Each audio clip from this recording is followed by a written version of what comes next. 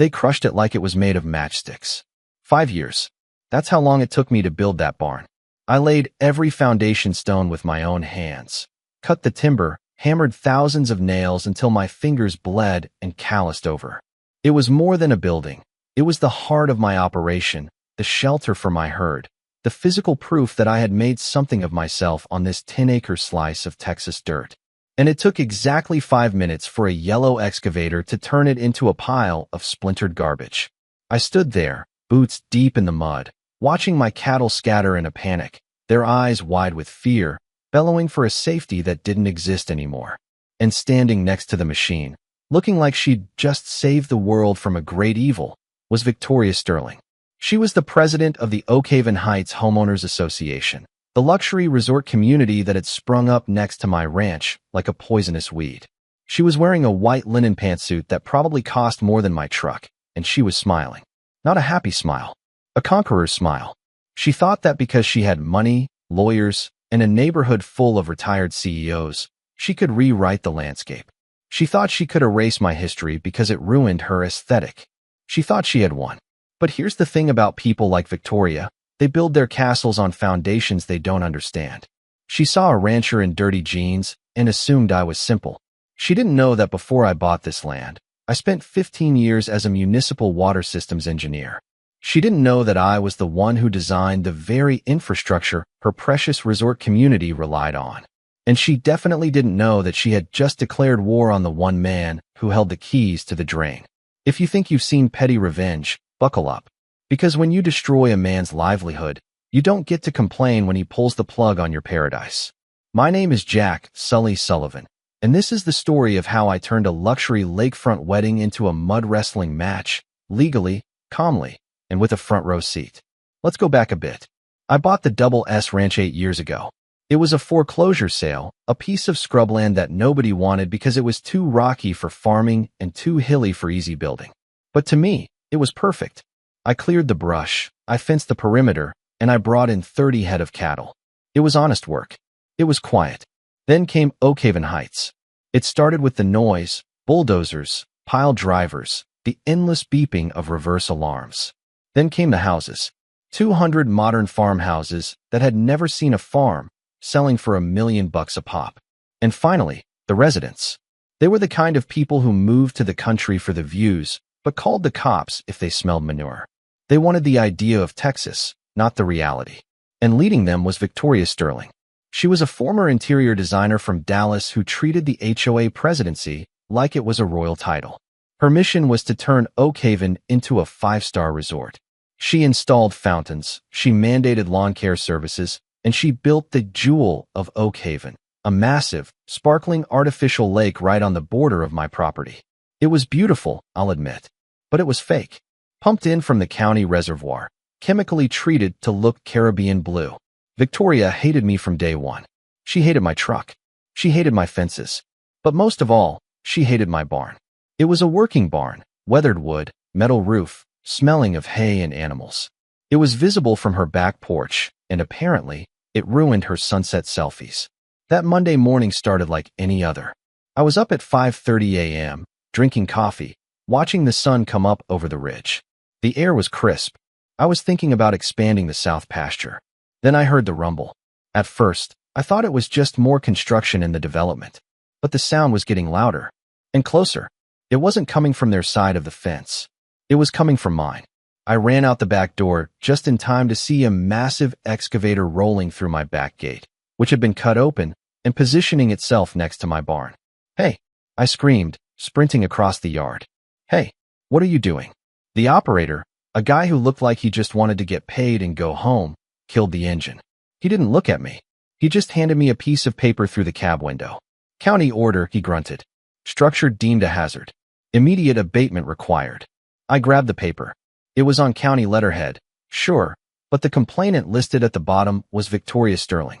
It cited structural instability, fire risk, and aesthetic blight. It was dated 3 weeks ago. I had never received a notice. I had never had a hearing. I didn't get this. I yelled, "You can't do this. I have animals in there." "Animals are out in the paddock," the operator said. I checked. Before I could climb up there and drag him out, a voice cut through the noise. Good morning, Mr. Sullivan. I spun around. Victoria was standing by the cut fence, flanked by 2 private security guards. She looked pristine. Untouchable. What is this? I demanded, shaking the paper. You can't just tear down my barn. Oh, I think you'll find we can, she said, her voice smooth as glass. The county agrees that this shack is a danger to the community. We're just helping them enforce the code. Think of it as a neighborhood improvement project. This is my livelihood, Victoria. It's winter coming on. Where do I put the feed? Where do the calves go? She shrugged, a tiny, dismissive motion. That sounds like a management problem. Maybe you should have thought about that before you built a slum next to a luxury estate. She signaled the operator. The engine roared to life. No, I shouted, stepping forward. The security guards stepped in my path, hands on their belts. I watched, helpless, as the hydraulic arm swung back. The bucket smashed into the roof of my barn. The sound of drywood snapping was like a gunshot. 5 years of sweat, 5 years of pride, crumbling in seconds. The cattle were screaming. That's a sound you don't forget. They were huddled in the corner of the paddock, eyes rolling, terrified by the noise and the destruction of their home. I looked at Victoria. She wasn't watching the barn. She was watching me. And she was smiling. Resort atmosphere, Mr. Sullivan, she said over the crashing timber. We have to maintain standards. I didn't say another word. I didn't fight the guards. I just stood there and engraved that moment into my soul. I memorized the look on her face. I memorized the sound of my work dying. She saw a broken man. She didn't know she was looking at a man who knew exactly where the water valves were buried. The weeks that followed were hell. I lost 5 head of cattle within 48 hours. Stress, exposure, overcrowding. It took the weak ones first. I spent nights sleeping in my truck next to the paddock, trying to keep the coyotes away since the secure shelter was gone. I had to sell off 10 more cows at auction for pennies on the dollar because I couldn't feed or house them. I was bleeding money. I was bleeding spirit. And Victoria wasn't done. She smelled blood in the water. Rumors started swirling in town. People I'd known for years started looking at me sideways at the feed store. I found out why from my buddy Boone. Boone is a plumber, the kind of guy who knows everyone's secrets because he fixes their toilets. Sully, Boone said, sitting on my porch one evening, nursing a beer. You know what she's telling people? She's saying you're an eco-terrorist. She's telling the HOA board that your cattle runoff is poisoning their groundwater and that you're deliberately trying to contaminate their lake. That's impossible, I said, tired to my bones. My land is downhill from the lake. Physics doesn't work that way. Doesn't matter, Boone said. She held a meeting. They voted to cut off your access to the community well. That was the kill shot. Or it was supposed to be. My private well was shallow. I relied on a shared agreement with the county to pull from the deep aquifer line that also fed the development. It was an agreement from before the HOA existed. Suddenly, my taps ran dry. I was hauling water in a borrowed tanker trailer, driving 50 miles round trip every 2 days just to keep my remaining herd alive. Then came the fines. Illegal dumping. Noise violations. Dust pollution. I was drowning in paperwork and debt. Lawyers wouldn't touch it. Victoria's husband was a senior partner at the biggest firm in Austin. They were scared of her. I was alone. I was broke. And I was angry. Boone looked at me that night, the light from the setting sun hitting the ruins of my barn. You know, he said quietly, that lake of hers, it ain't natural. I know, I said. It's pumped. Yeah. Boone grinned, a slow, dangerous grin. Pumped from the county reservoir. Same system you helped install back in 14, right? I looked at Boone.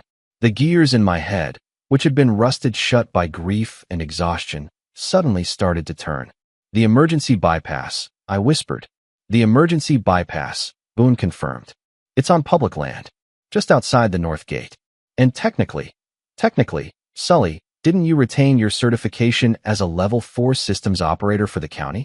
Just so you could do consulting work. I did. I dug my wallet out. My certification card was tucked behind my license. It was valid for another 6 months. Boone, I said, standing up. What's the schedule for Oakhaven this weekend? Boone laughed. Oh, it's the big one. Victoria's daughter is getting married. Saturday afternoon. Lakeside ceremony. 300 guests. They're calling it the wedding of the century. Magazines are coming. A wedding. A lakeside wedding. I think, I said, looking toward the shimmering, fake blue water of Oakhaven Lake. that the county infrastructure is due for a mandatory emergency systems test. We spent the next 3 days doing reconnaissance. We weren't breaking the law, we were doing homework. We located the drainage control station. It was an unassuming concrete shed hidden behind a grove of oaks on county land, about 200 yards from the lake's edge. Inside that shed was a valve wheel the size of a pizza. If you turned it clockwise, it opened the gravity-fed sluice gates at the bottom of Oakhaven Lake. It was designed to empty the lake rapidly in case of dam failure or contamination. It could dump 50 million gallons of water into the county drainage arroyo in under 3 hours. I checked the logs. Nobody had inspected it in 2 years. It was a safety violation waiting to happen. I was just doing my civic duty. Saturday arrived. The weather was perfect, clear skies, 75 degrees. From my property line, I could see the setup. It was nauseatingly opulent. Massive white tents, thousands of flowers, a string quartet warming up. The altar was set up right at the water's edge, with the sparkling blue lake as the backdrop. I saw Victoria. She was everywhere, barking orders into a headset, wearing a dress that looked like it was made of spun gold. She looked triumphant. This was her moment. She was showing off her kingdom to the world. I parked my truck behind the oak grove at 1 p.m. Boone was with me, wearing a high-vis vest and holding a clipboard. He looked official as hell. We unlocked the shed. My key still worked. Ceremony starts at 2:30, Boone said, checking his watch. If we crack the valve at 2:30 on the dot, physics takes over. I finished. The pressure at the bottom is immense. Once it starts flowing, it creates a vortex. It'll drop 6 inches in the first 20 minutes. After that, it's a flush. We waited. I drank coffee from my thermos. I thought about my barn. I thought about my cows shivering in the cold. At 2:30 p.m., I heard the faint strains of the wedding march. It's time, I said. I gripped the cold steel of the valve wheel. It groaned, protesting years of disuse. I put my back into it. Creak, turn, creak, turn. Then, a rush of air, followed by a deep, subterranean rumble. The water began to move. We stepped out of the shed and walked to the edge of the tree line to watch. At first, nothing happened. The bride walked down the aisle. She was beautiful, I'll give her that. It wasn't her fault her mother was a monster. The groom looked happy. The guests were seated, smiling, basking in the luxury. At 2:50, I saw Victoria tap her headset. She was looking at the water's edge. She gestured to a maintenance guy. Boone raised his binoculars. She noticed the drop. She thinks it's a leak.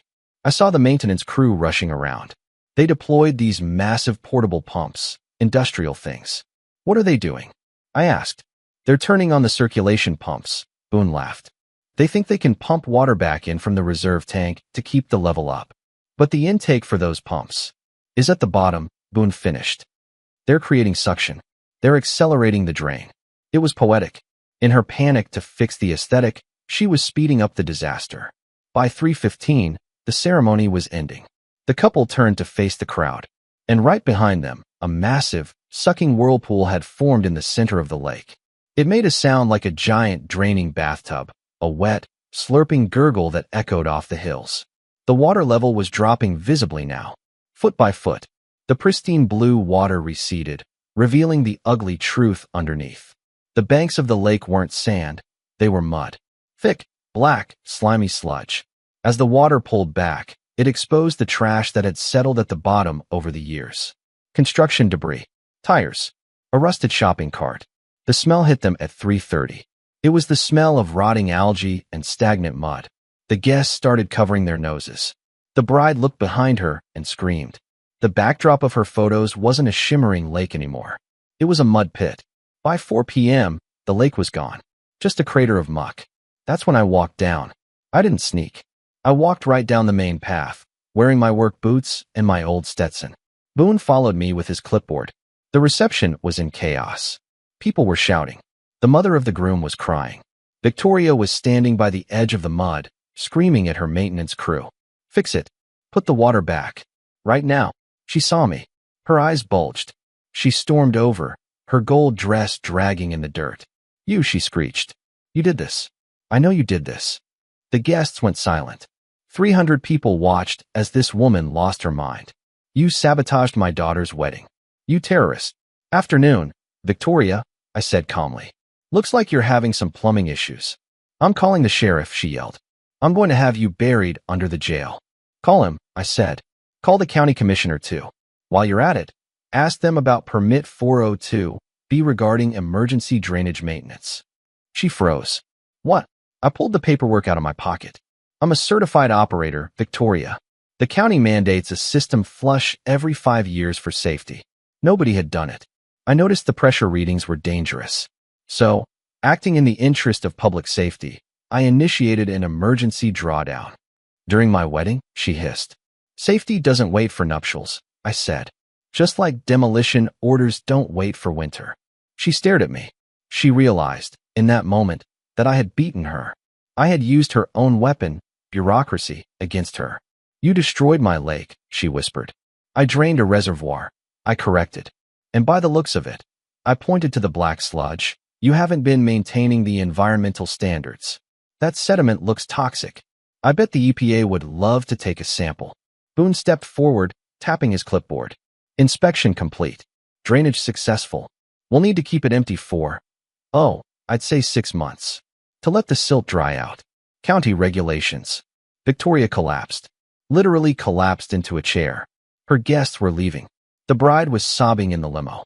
The photographers were packing up, though I saw one of them sneaking shots of the mud pit. The fallout was spectacular. The video of the mud wedding went viral. #DrainTheSwamp trended for 3 days. But the real damage was legal. The county investigation I triggered revealed that the HOA never actually had a permit for a permanent lake of that size. They were siphoning water illegally. The fines were astronomical. $100,000 in environmental penalties. The HOA was bankrupt overnight. The residents of Oak Haven turned on Victoria like a pack of wolves. Their property values plummeted because their lakefront homes were now mudfront. They sued her personally for mismanagement and breach of fiduciary duty. She resigned in disgrace. She put her house on the market, but nobody wanted to buy a house overlooking a swamp in a bankrupt neighborhood. She ended up selling it for a 20% loss just to get out of town. And me? The county actually paid me. They sent me a check for $150,000 for emergency consulting services. It was their way of saying, sorry we let her bulldoze your barn. Thanks for catching the permit violation. I used that money to rebuild. My new barn is bigger, better, and steel reinforced. I bought more cattle. But the best part? 6 months later, I saw a for sale sign on Victoria's old house. It had been sitting empty. I made a cash offer. Low. Insultingly low. The bank accepted it. I didn't move in. I turned it into my ranch office. I tore out the rose bushes and planted native wildflowers. And that empty lake bed? It turns out, after it dried out, that centuries of silt made for the most fertile pasture land in the county. I grazed my cattle on it. So now, every morning, I sit on the porch of what used to be Victoria Sterling's multi-million-dollar mansion. I drink my coffee out of my dad's old thermos. I watch my cows grazing on the floor of her vanished resort lake. I hung a sign on the front gate. It doesn't say Oak Haven. It says, Redford Cattle Ranch, where justice flows. And you know what? The view is perfect. So, here's the lesson, folks. You can have all the money in the world. You can have the lawyers and the titles. But if you pick a fight with the man who knows how the water runs, you're going to end up thirsty. Have you ever seen an HOA get absolutely dismantled? Tell me your story in the comments. And if you liked watching a tyrant get flushed, hit that like button and subscribe. Stay grounded, folks, and keep your valves greased.